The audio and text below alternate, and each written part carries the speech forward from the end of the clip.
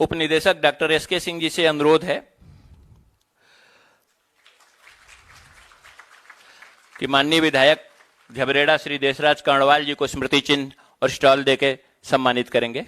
Doctor SK Singh ji.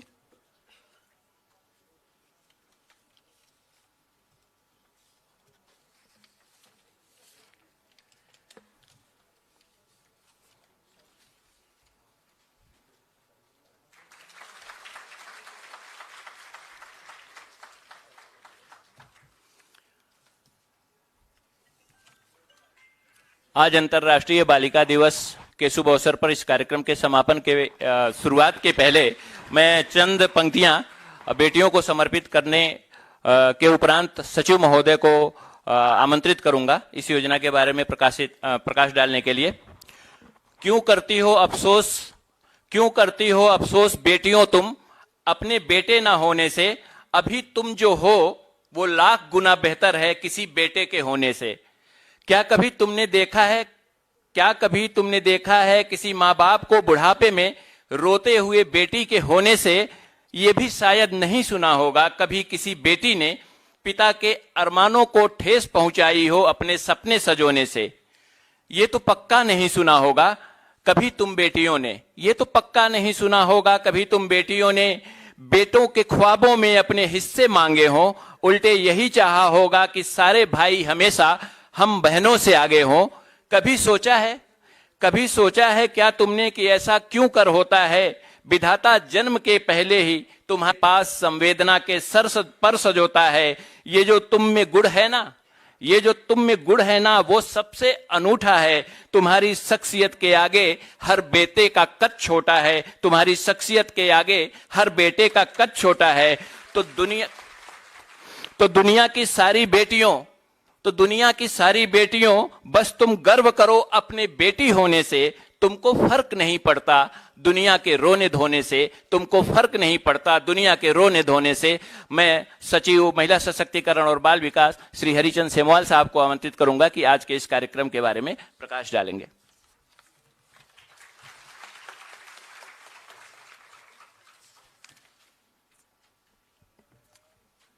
10वीं और 12वीं की जो जिला लेवल पे और ब्लॉक लेवल पे 12वीं की बच्चियां जिन्होंने टॉप पोजीशन हासिल करी है, उनके संदर्भ में राज्य स्तरीय इस कार्यक्रम के शुभारंभ के अवसर पर प्रदेश के यशस्वी माननीय मुख्यमंत्री जी आदरणीय धामी साहब, हमारे विभाग की मंत्री जी, कैबिनेट मंत्री माननीय रेखा आर्य जी, माननीय विधायक झबरेड़ा देशराज कर्णवाल जी, हमारे सारे पार्टिसिपेंट्स बच्चे जो आज के इस कार्यक्रम में जिन्हें स्मार्टफोन दिया जाना है और उनके साथ में आए हुए उनके पेरेंट्स जन, हमारे विभाग के अधिकारी कर्मचारीगण, आप सभी का इस कार्यक्रम के अवसर पर हार्दिक स्वागत और अभिनंदन। आप अवगत ही हैं कि ये कार्यक्रम महिला बाल विकास विभाग के द्वारा बच्चियों के संदर्भ में जो टॉप पोजीशन उन्होंने 10th और 12th में हासिल करी है, उनके उत्साहवर्धन के लिए और उनको अपनी आवश्यकताओं की पूर्ति के लिए आईटी से रिलेटेड एक्टिविटी में सहूलियत हो, उसके लिए विगत वर्षों से स्मार्टफोन देने का कार्यक्रम प्रारंभ किया गया है। आज अंतर्राष्ट्रीय बालिका दिवस के अवसर पर इससे अच्छी कोई पहल नहीं हो सकती कि उन बच्चियों के कल्याण के लिए जो उनके लिए ज़रूरी चीज़ है वो हम उनको समर्पित करें और उन बच्चियों को जिन्होंने अपने शिक्षा के क्षेत्र में मुकाम हासिल किया है, ताकि उनका अपना जो भी कार्य है उसमें उनको सहूलियत भी मिल सके।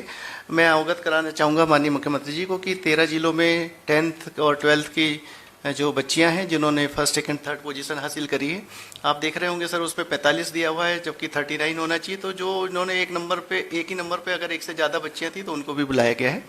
इसी तरीके से 70 to 95 ब्लॉक के अगेंस्ट आ रही हैं, तो उसमें यह है कि जो ब्लॉक लेवल पे हो उसने अगर जिले में भी स्थान हासिल किया है तो इसके कारण वो संख्या 95 की जगह 72 दिख रही होगी। इस तरीके से टोटल 162 बच्चियां हैं जिनको आज हम ये स्मार्टफोन वितरित कर रहे हैं। आपके मार्गदर्शन में, आपके दिशा निर्देशों में महिला कल्याण और बाल कल्याण के साथ साथ बच्चियों के कल्याण के लिए जो भी योजनाएं राज्य सरकार के द्वारा या भारत सरकार के द्वारा लॉन्च की गई है, उनका हम धरातल पर सही रूप में क्रियान्वित कर सकें। समय समय पे आपका मार्गदर्शन इसमें मिलता रहे। मैं चाहूँगा कि आगे के कार्यक्रम के लिए माननीय मंत्री जी इस संबंध में प्रकाश डालेंगे। माननीय मंत्री जी। बहुत बहुत धन्यवाद सर आपके इस उद्बोधन के लिए। चूंकि हमारे बीच में झबरेड़ा के माननीय विधायक जी भी हैं और जिनका बड़ा ओजस्वी संबोधन होता है, हमने कई बार सुना है, तो मैं उनको आमंत्रित करूंगा कि कृपया डायस पे आएं और उपस्थित पूरे प्रदेश की उपस्थित टॉपर बालिकाओं को अपने आशीर्वचन से अभिषिंचित करें। माननीय विधायक झबरेड़ा श्री देशराज कर्णवाल जी।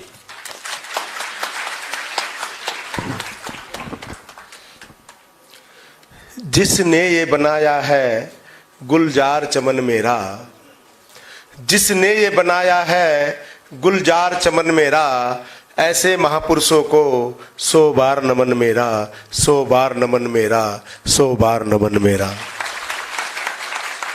मंच पर विराजमान हमारे युवा हृदय सम्राट, युवा मुख्यमंत्री आदरणीय पुष्कर धामी जी और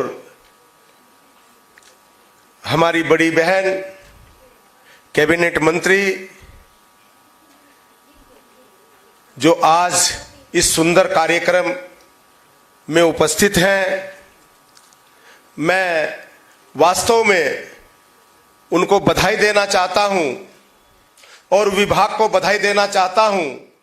और जो मैंने बात कही महापुरुषों के बारे में, मैं ये बात बाबा साहब भीमराव अंबेडकर जी से शुरू करता हूं।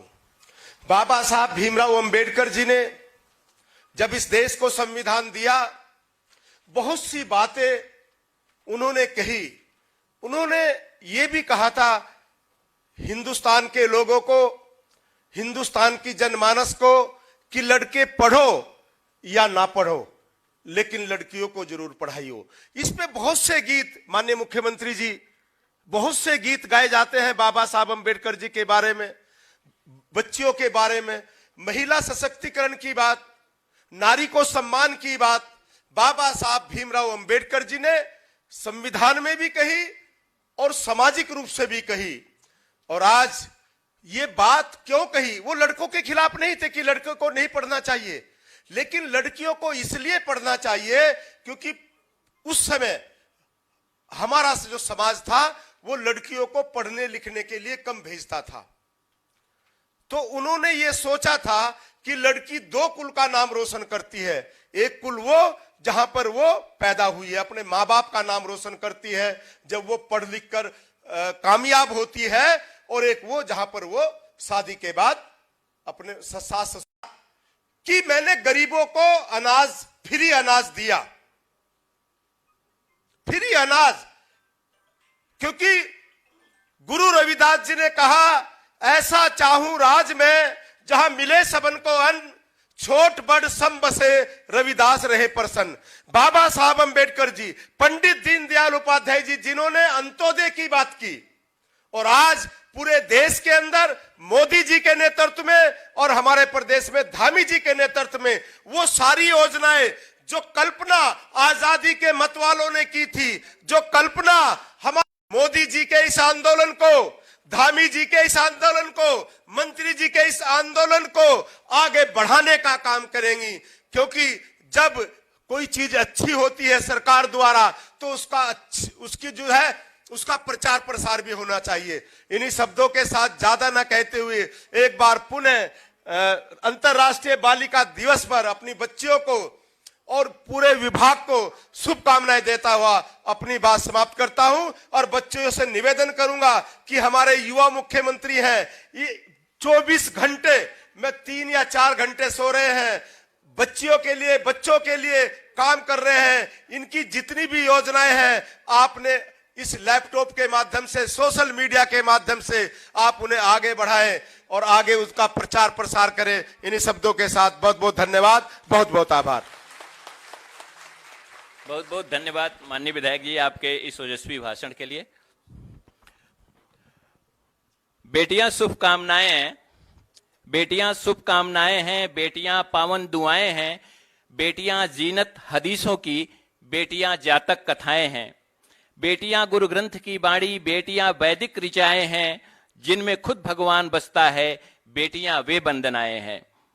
त्याग, तप गुणधर्म साहस की बेटियां गौरव कथाएं हैं, मुस्कुरा के पीर पीती हैं, बेटियां हर्षित व्यथाएं हैं। लू लपट को दूर करती बेटियां जल की घटाएं हैं, दुर्दिनों के दौर में देखा बेटियां संवेदनाएं हैं।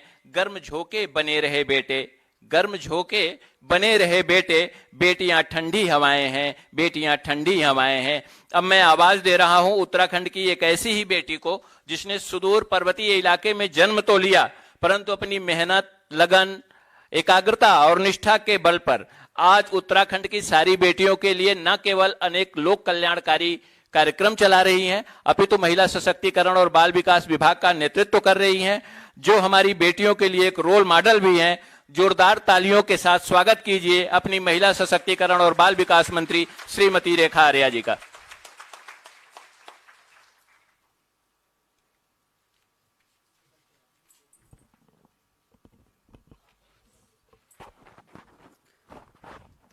बोलिए भारत माता की, भारत माता की। दोनों हाथों से बोलो ना, कि आज तो वैसे भी आपका दिन है और आपके दिन में आपके अंदर जोश नहीं होगा तो कैसे जाएगा संदेश। बोले भारत माता की, मातृशक्ति की। आज के इस महत्वपूर्ण कार्यक्रम में, जो कार्यक्रम इस बात से भी विशेषता, जिस कार्यक्रम की विशेषता और बढ़ जाती है कि हम सब लोग मां शारदा के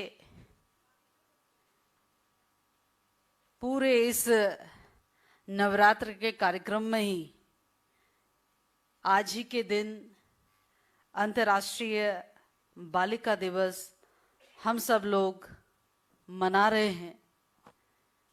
इससे ये साफ पता चलता है कि उन 9 दुर्गों के रूप में आप सब बालिकाएं जो यहाँ पर उपस्थित हैं, उनका प्रतीकात्मक रूप से वो ऊर्जा आज इस अंतर्राष्ट्रीय बालिका दिवस के अवसर पर हम सबको दिखाई पड़ती है। तो मैं इस अवसर पर आप सभी लोगों का बहुत बहुत हृदय की गहराइयों से स्वागत करती हूँ, अभिनंदन करती हूँ और इस कार्यक्रम को और अधिक महत्वपूर्ण बनाना या बालिकाओं को देवी के स्वरूप में मानना, उसको सम्मान देना, अपने कार्यक्रम में से भी समय निकालकर जो आज हमारे बीच में पहुंचे हुए हैं, अपने प्रदेश के यशस्वी, अपने प्रदेश के ओजस्वी, तेजस्वी और मैं कह सकती हूं कि पूरे यदि शक्लो सूरत से कहें तो इतने सरल सौम्य, जैसे उत्तराखंड को कहा जाता है देवभूमि, वो उनके चेहरे से भी और उनके शांत स्वभाव से भी जो परिलक्षित होता है और सबको साथ लेकर चलने वाले, सबकी चिंता करने वाले, इन कुछ महीनों में ही उत्तराखंड को नई दिशा देने वाले ऐसे हमारे लोकप्रिय और मेरे तो प्रिय दाजू आदरणीय पुष्कर सिंह धामी जी, यहाँ पर उपस्थित हमारे सम्मानित विधायक जिनको अभी आपने सुना और जिनको मुझे ऐसा लगता है कि माइक की भी ज़रूरत नहीं थी, इतनी बुलंद आवाज़ के साथ में जिन्होंने अपनी यहाँ पर अपनी बात रखी, आदरणीय विधायक देशराज खंडवाल जी, हमारे विभाग के सचिव हरीशचंद्र सिंहवाल जी, हमारे विभाग के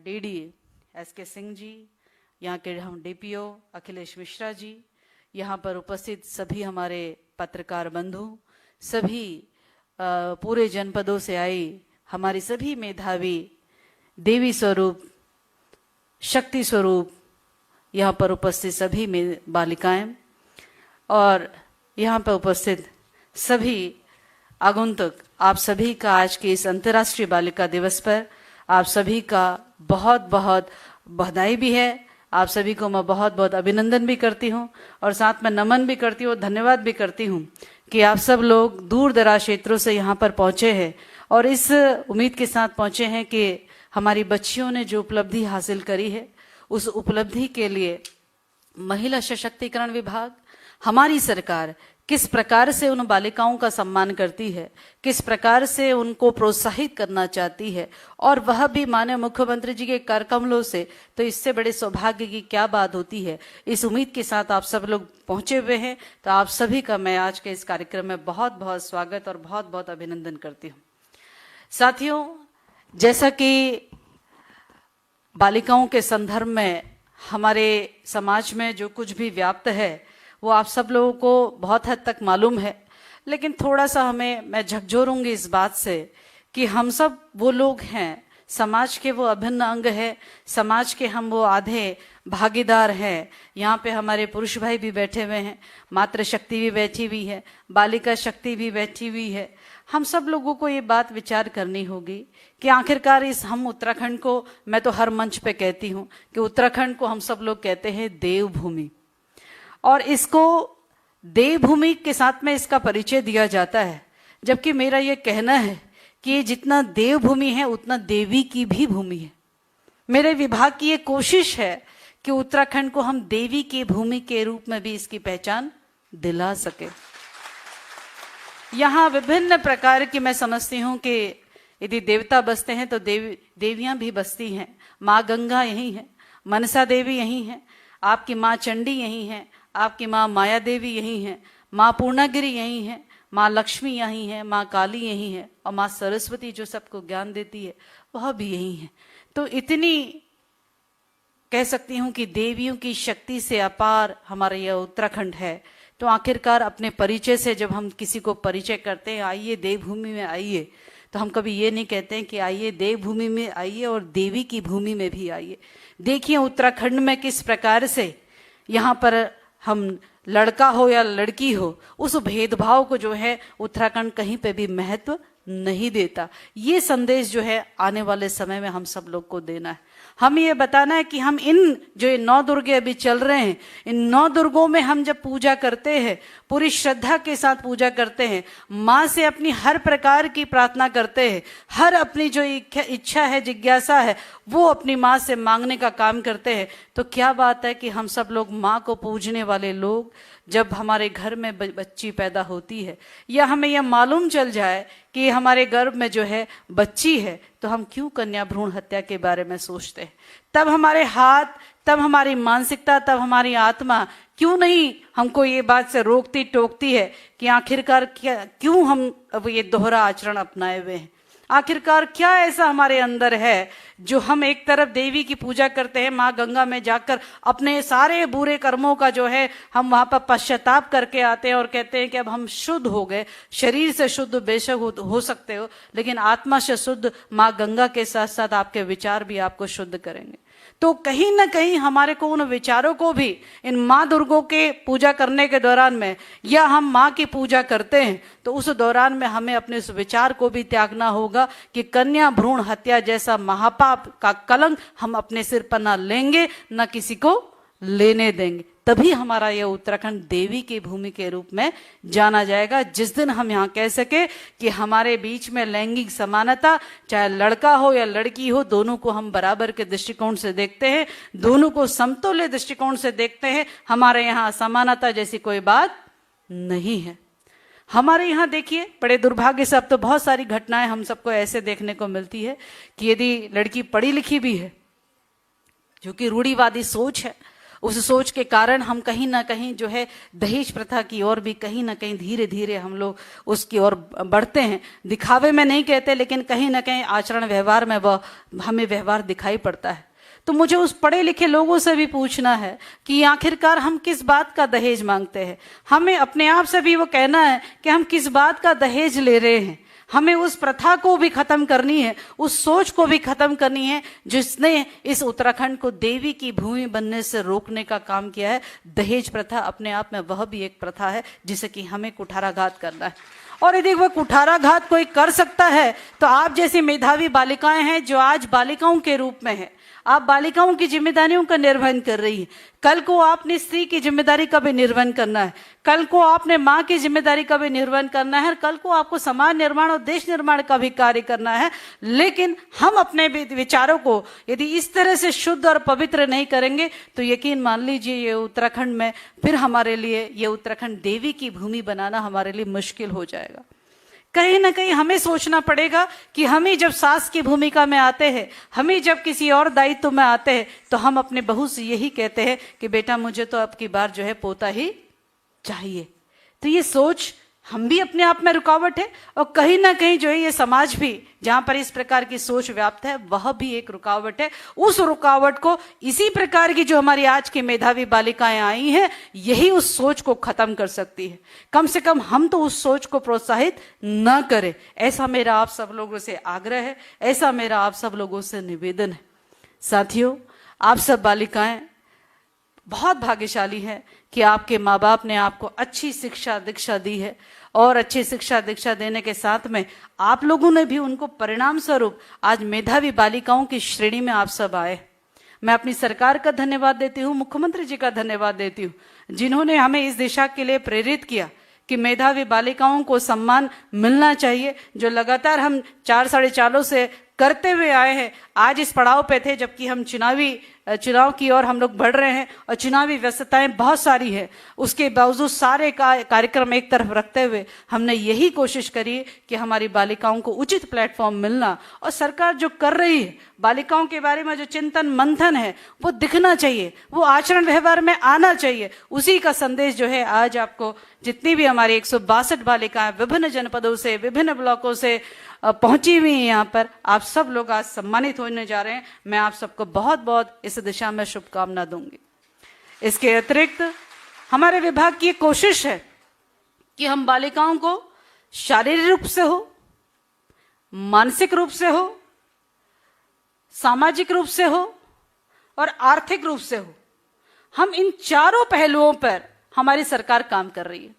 इन चारों पहलुओं को जब मेरी बच्चियों को हम लोग समर्थवान बनाते हैं तो निश्चित रूप से आने वाले भविष्य को हम अपने आप ही सशक्त कर देते हैं। यदि मेरी बालिकाएं सशक्त हो जाती है तो स्वाभाविक रूप से समाज सशक्त होता चला जाता है, क्योंकि यह क्रम बना हुआ है। आपके बाद में अगली पीढ़ी, फिर उसके बाद में अगली पीढ़ी, यह क्रम बना हुआ है। यदि आप सशक्त हैं तो स्वाभाविक रूप से आपसे होने वाली संतति या आपसे आगे बढ़ने वाला समाज अपने आप ही आगे बढ़ता चला जाएगा। हमारी कोशिश है कि हम आप सबको आत्मनिर्भर बनाएं। हमारी कोशिश है कि हम आपको आज के इस डिजिटलाइजेशन के युग में आपको वो आपका जो हथियार है या आपका वो जो साधन है जो आपको और आगे बढ़ने के लिए आपके लिए सहायक हो सकता है, बहुत सोच विचार के जो है ये हम मोबाइल आपको देने जा रहे हैं। इसके पीछे एक ही चीज विचार है कि मैं अपनी बच्चियों को या मेरी सरकार माननीय मुख्यमंत्री जी धामी जी ये देने का पीछे का कारण एकमात्र ये है कि आपको डिजिटलाइज हम लोग कर सके, आप लोगों को हर संसार की हर वो जानकारी से हम आपको जोड़ सके जो आपके लिए बहुत ज्यादा जरूरी है। और मैं समझती हूं कि इस साधन का आप सदुपयोग करेंगे, इस साधन का आप उपयोग करेंगे और इस साधन के माध्यम से आपके लिए इसमें पैनिक बटन और भी आपकी जानकारियों से संबंधित विभिन्न ऐप, इसमें हेल्पलाइन नंबर इत्यादि इसमें जोड़ कर दिया गया है, ताकि हमारी मेधावी बालिकाओं को हर प्रकार की मदद या हर प्रकार की जानकारी वह मिल सके। विभाग ने बच्चियों को आगे बढ़ाने के लिए हर प्रकार के प्रयास किए हैं। हमारा विभाग बड़े गर्व के साथ हम कह सकते हैं, हमारी सरकार ने, हमारे दामी जी ने हमें नंदा गौरा योजना जैसी बहुत बड़ी योजना दी। उस योजना के तहत हम बालिका के पैदा होने पर 11,000 की धनराशि और 12वीं पास वो करे, शिक्षा को प्रोत्साहित करने के लिए वो 12वीं पास करे और 12वीं पास करने के बाद में अगली कक्षा का एडमिशन ले और लेने के उपरांत में उसको 51,000 की धनराशि देने वाली हमारी सरकार है। ये हमारी सरकार है जिसने वात्सल्य योजना दी। मैं समझती हूं कि वात्सल्य योजना तो अपने आप में पूरे देश भर में उत्तराखंड पहला ऐसा उदाहरण होगा जिसने वात्सल्य योजना बनाई भी, जियो जारी भी किया, उसको इम्प्लीमेंट भी किया और हर विभाग की जो जितनी घोषणाएं उसमें की गई थी, एक बच्चे के लिए एक अभिभावक के रूप में, चाहे वो मैं बुआ के रूप में हूं, माननीय मुख्यमंत्री जी मामा के रूप में है, आपने हर प्रकार से उनकी मदद कर दी और आज वात्सल्य योजना के तहत में हर विभाग की, चाहे वो खाद्यान्न की होगी, चाहे वो शिक्षा की होगी, चाहे विद्यालय शिक्षा की होगी, उच्च शिक्षा की होगी, तकनीकी शिक्षा की होगी, विभिन्न प्रकार के जो आपके विभागों से संबंधित उसमें घोषणाएं माननीय मुख्यमंत्री जी के स्तर से की गई, आज वो सभी की जीवन जारी हैं और सभी एग्जिस्ट करते हैं। आज हमारे बच्चे उसमें आरक्षण भी प्राप्त कर चुके हैं और 21 वर्ष तक मामा जी अपनी भूमिका निभा रहे हैं उन बच्चों के संरक्षण में, और 21 वर्ष तक मैं बुआ बनते हुए अपनी भूमिका उनके लिए जो खड़े होने की कर सकते हैं वो हम करने का काम कर रहे हैं। आज 100% वात्सल्य योजना अपना स्वरूप ले चुके हैं। अब तक हम 2039 बच्चों को इससे हम लाभान्वित कर चुके हैं। इसके साथ साथ हम लोगों ने मुख्यमंत्री महालक्ष्मी किट योजना भी दी। यह भी आपकी प्रेरणा से दी कि हम किस प्रकार से, जब मेरी भावना है कि हम उत्तराखंड को देवी की भूमि बनाएंगे तो कैसे मैं समांतर इनको लेकर आऊं। तो लड़कियों के पैदा होने पे माँ बाप के माथे पे जो शिकन आ जाने का एक सामान्य हम लोग व्यवहार देखते हैं, तो उस व्यवहार को खत्म करने के लिए हम लोगों ने मुख्यमंत्री महालक्ष्मी पैदा होने वाली लक्ष्मी और पैदा करने वाली दोनों मिलकर महालक्ष्मी बनी। और उन महालक्ष्मी के लिए उस महालक्ष्मी किट में वो सब कुछ है, वो साधन संसाधन सब कुछ है। उस वक्त डिलीवरी के बाद में उसको यदि कपड़े चाहिए वह उसमें है, सैनिटरी पैड चाहिए वह उसमें है, बच्ची के लिए डायपर चाहिए वह उसमें है, बच्ची के लिए तेल साबुन पाउडर इत्यादि लोशन, वो कॉम, नेल कटर, वह सब उसमें है। माँ के लिए पोषण के लिए उसको ड्राई फ्रूट से लेके उसमें सारी चीजें उसमें उपलब्ध है। उसकी वैक्सीनेशन का पूरा उसमें चार्ट है, उसमें उसके लिए चादर है, शॉल है, सॉक्स है, पूरा एक किट बना हुआ है। और वो किट का पर्पस यही है कि जब बच्ची पैदा हो तो पिताजी को इधर उधर भागने की जरूरत नहीं, उसे उसके एक ही हाथ में एक ही संकलन में हमारा विभाग महालक्ष्मी किट देकर उनको समर्पित करता है। और मुख्यमंत्री जी की तरफ से एक संदेश है कि आपके घर में महालक्ष्मी पैदा हुई है, मेरी ओर से बधाई भी है और मैं आपका धन्यवाद भी करता हूं कि आपने जो है इतना साहसिक, आपने इतना हिम्मत वाला और समाज में आपने इस लक्ष्मी को लेकर आए हैं और इस देवभूमि में आपने उसको इस धरा पे जन्म दिया है। हम आपके आभारी हैं। यह संदेश भी जो है उस महालक्ष्मी किट के माध्यम से जा रहा है और 50,000 महिलाएं साल भर में इससे लाभान्वित होने का हमारा लक्ष्य है और लगातार इससे हम लोग लाभान्वित कर रहे हैं। अब तक में 20 से 25,000 महिलाएं जो है इससे लाभान्वित हो चुकी है। इसके अतिरिक्त हमने बच्चों के लिए बाल पलाश योजना भी हमने प्रारंभ करी और बाल पलाश योजना में हमने बच्चों के लिए दूध और केला या केला और अंडा, ये दो चीजों का हम लोगों ने उसमें मिश्रण रखा है, जिससे कि हमारे बच्चे किसी भी तरीके से कुपोषण का शिकार ना हो सके।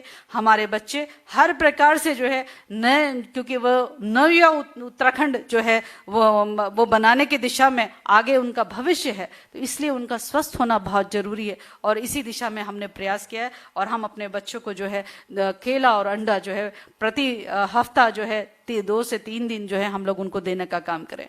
इसके साथ साथ में माननीय मुख्यमंत्री जी ने मुख्यमंत्री आंचल अमृत योजना प्रारंभ करी, जिसमें हमने अपने बच्चों के लिए जो 3 वर्ष से 6 वर्ष तक के बच्चे हैं उनको हम हफ्ते में 3 या 4 दिन 100 ml दूध, 1 गिलास दूध हम उनको दे रहे हैं। यह भी कोशिश है कि हमारे बच्चे किसी प्रकार से कुपोषण का शिकार न होने पाए।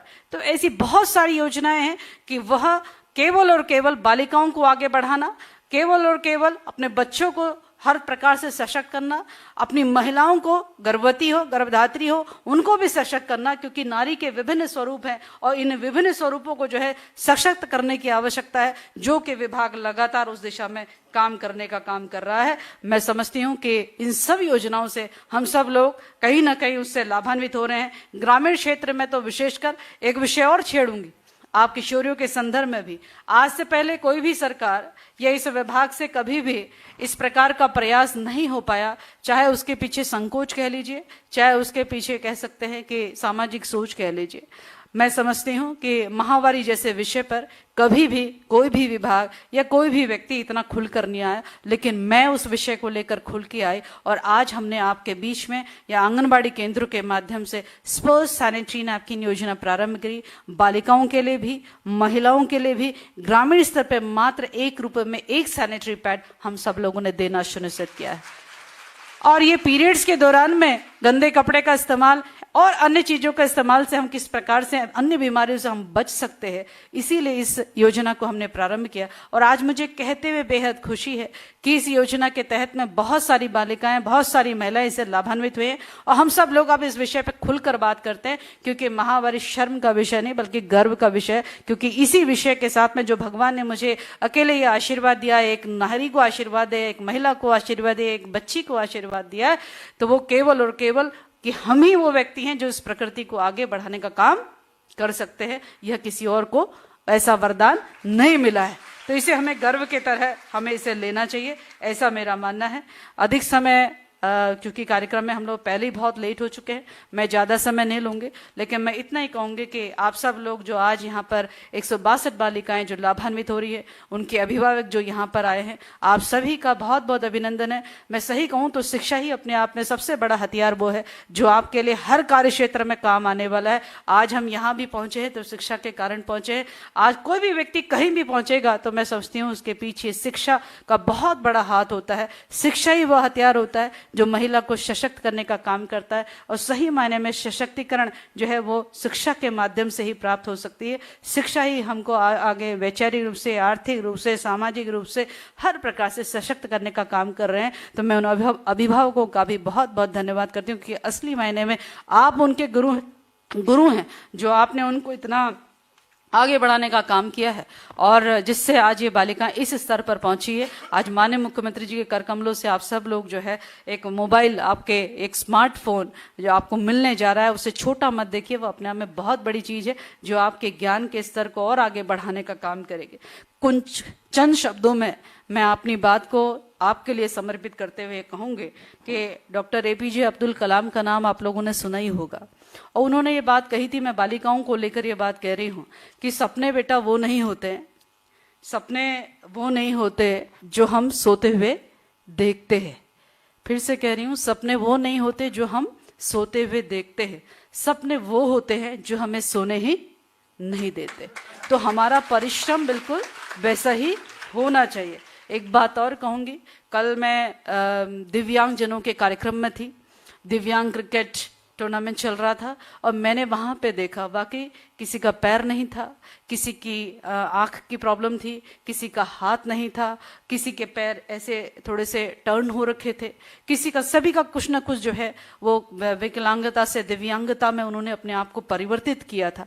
उनके हौसलों को देखते हुए मुझे ऐसा लगा कि हम महिलाएं हैं तो कमी क्या है, ये जब कर सकते हैं तो हम क्या नहीं कर सकते। मैंने उनसे कहा कि आपको देखते हुए जिनके हाथ पैर सही सलामत है, वह भी आपसे प्रेरणा लेंगे कि हम किस प्रकार से संघर्षों से बाहर निकल सकते हैं, किस प्रकार से अपनी कमियों को चुनौतियों में बदल सकते हैं, समाज में व्याप्त चुनौतियां या समाज में व्याप्त कुरीतियों को किस प्रकार से ये मेधावी लड़कियां परिवर्तित कर सकती है। ये केवल अपने अंदर की शक्ति को हमें पहचानने की जरूरत है। जिस दिन हमने वो चीज पहचान ली तो आप यकीन मान लीजिए ये समाज, ये देश आपकी दिशा के अनुसार चलेगा, न कि आप उसकी दिशा के अनुसार।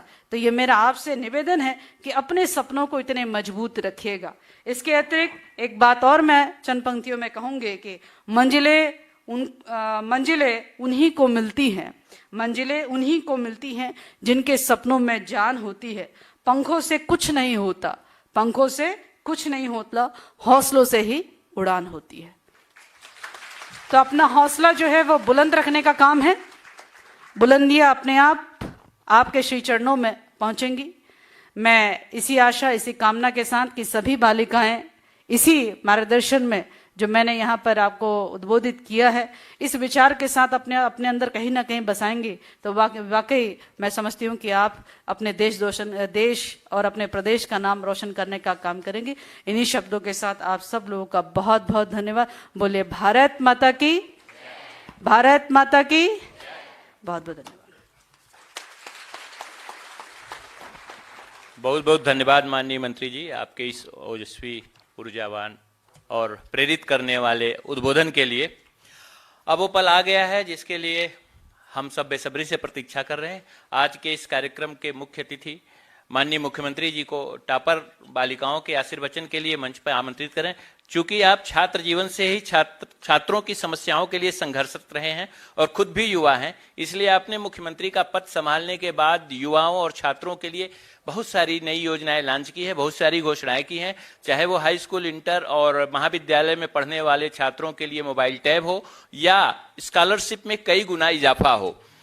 माननीय मुख्यमंत्री जी की कार्यशैली और सोच को प्रसिद्ध कवि दुष्यंत कुमार जी के चंद पंक्तियों के माध्यम से व्यक्त करते हुए मैं उन्हें मंच पर सादर आमंत्रित करता हूं।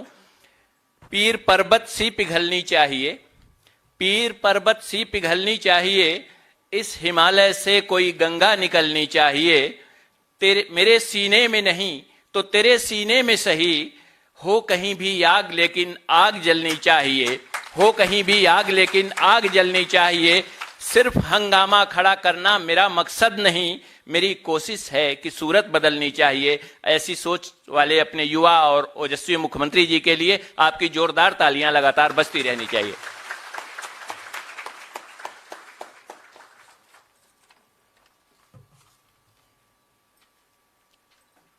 बोलिए भारत माता की। आप लोगों की आवाज कुछ कम आ रही है, थक गई हैं क्या सब? कितनी देर हो गई? काफी देर हो गई क्या? हैं सेमवाल जी? अच्छा जोश भरे। चलिए बोले एक साथ, भारत माता की, भारत माता की। अंतर्राष्ट्रीय बालिका दिवस के अवसर पर अभी आप सब लोग जिनको सुन रहे थे, जो पिछले 4.5 वर्षों से लगातार हमारी मातृशक्ति के बीच में, हमारी बालिकाओं के बीच में, छात्राओं के बीच में, सभी बहनों के बीच में, पूरे उत्तराखंड के अंदर एक एक करके, एक के बाद एक योजना और एक के बाद एक योजना। अभी मैं कह रहा था उनसे कि इस आपके विभाग के कितने कार्यक्रम होते हैं, तो बहुत सारे कार्यक्रमों को संचालित कर रही हैं और लगातार आप सबकी तरह ही जिन्होंने अपने जीवन में बहुत ही सामान्य स्थितियों में काम करना शुरू किया और आज उत्तराखंड सरकार में कैबिनेट मंत्री के नाते आप सबके बीच में काम करती हैं। ऐसी हमारी कैबिनेट मंत्री आदरणीय रेखा आर्य जी, और जिनकी आवाज़ में बहुत दम है। और मैं सच बताऊं तो मैं बोलने से हमेशा संकोच करता हूं। अभी भी मैं मुख्य सेवक हूं, लेकिन मैं सोचता हूं कि जहां कम से कम बोलना पड़े वहीं वो, मतलब अपने को मैं ऐसा मानता हूं कि कम से कम बोलना पड़े तो वो ठीक रहता है मेरे लिए। क्यों प्रोफेसर साहब? तो लेकिन हमारे देशराज जी ये हमेशा आगे रहते हैं बोलने में, और इन्होंने कहा कि भाई साहब मैं भी 2 शब्द बोलना चाहता हूं।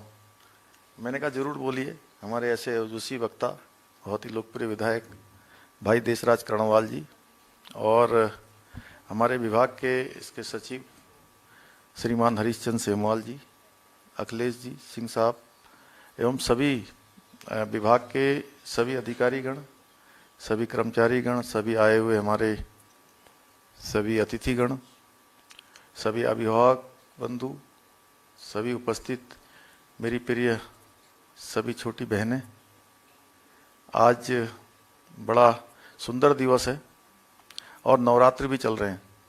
कहते हैं जो शक्ति स्वरूपा, हम इस शक्ति की पूजा करते हैं। कहते हैं या देवी सर्वभूतेषु शक्ति रूपेण संस्थिता, नमस्तस्यै नमस्तस्यै नमो नमः। तो आप सब लोग शक्ति की प्रतीक हैं, साक्षात आप यहाँ पर आई हैं। और ये मुख्यमंत्री निवास, जहाँ मुख्य सेवक के रूप में आप में से अधिकांश जो पहली बार आई हैं, सभी शक्ति स्वरूप मेरी जो माताएं हैं, मेरी छोटी बहनें हैं, मैं सभी का यहाँ पर अभिनंदन करता हूँ कि आप सब लोग साक्षात रूप में यहाँ पर आई हैं। और बेटियों के लिए चंद लाइनें हैं, वो मैं आपके सामने कहना चाहता हूँ। वो होती हैं चिड़िया की चचाहट की तरह या कोई निश्चल खिलखिलाहट, वो होती है उदासी की हर मर्ज की दवा की तरह या उमस में शीतल हवा की तरह। वो आंगन में फैला उजाला है या गुस्से में लगा ताला है। वो पहाड़ की चोटी पर सूरज की किरण है, वो जिंदगी सही जीने का आचरण है, वो ताकत जो छोटे से घर को महल कर दे, वो है बेटियां। तो आज आप सब लोगों को यहाँ पर बहुत ही अच्छा कार्यक्रम विभाग के द्वारा हुआ है।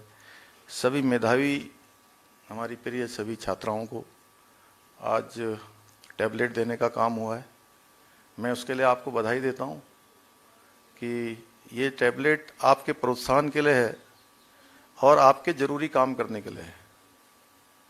कहीं ऐसा ना हो कि पता चला कि आपने टैबलेट ले लिया और टैबलेट में क्या है, गेम खेलना शुरू कर दिया या दिन भर कुछ और देखना शुरू कर दिया, यूट्यूब देखना शुरू कर दिया, यूट्यूब चैनल खगालना शुरू कर दिया। वो भी करिए, जो जरूरी है वो सब करिए, लेकिन सबसे पहले वो काम करिए जिस काम के लिए आपको ये टैबलेट आज मिला हुआ है। मैं आपको बताऊं कि आजकल इसका ऐसा चलन हो गया है, ये स्मार्टफोन का, सॉरी टैबलेट की जगह स्मार्टफोन है।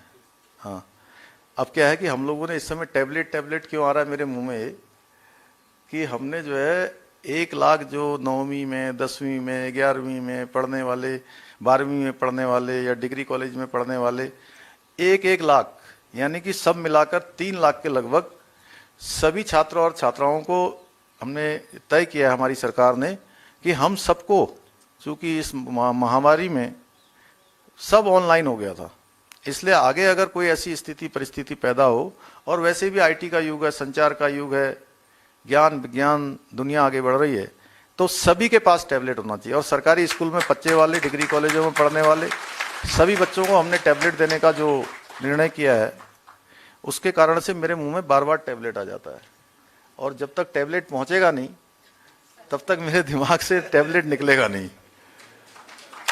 क्योंकि क्या है कि कोई घोषणा मैं सोचता हूं कि पहले तो हो ना, अगर कोई घोषणा हो गई है तो वो घोषणा पूरी जरूर होनी चाहिए। मैं भगवान को साक्षी मान के कहता हूं कि हे भगवान, मेरे से कोई भी काम ऐसा मत करवाना जो मैं न कर पाऊं। क्योंकि बचपन से मैंने 2-3 चीजें सीखी कि एक तो अपने कमिटमेंट का पक्का रहना, और दूसरा अनुशासन में रहना। मेरे पूज्य पिताजी अब इस दुनिया में नहीं है। बचपन से चूंकि वो एक सैनिक थे और मेरा लालन पालन उन्हीं सब परिवेश में हुआ, तो हमेशा मैंने जो है ये सीखा कि अनुशासन में रहना है और कमिटमेंट का पक्का रहना है। यानी कि जो कहते हैं ना, प्राण जाए पर वचन न जाई, रघुकुल रीत सदा चली आई, प्राण जाए पर वचन न जाई।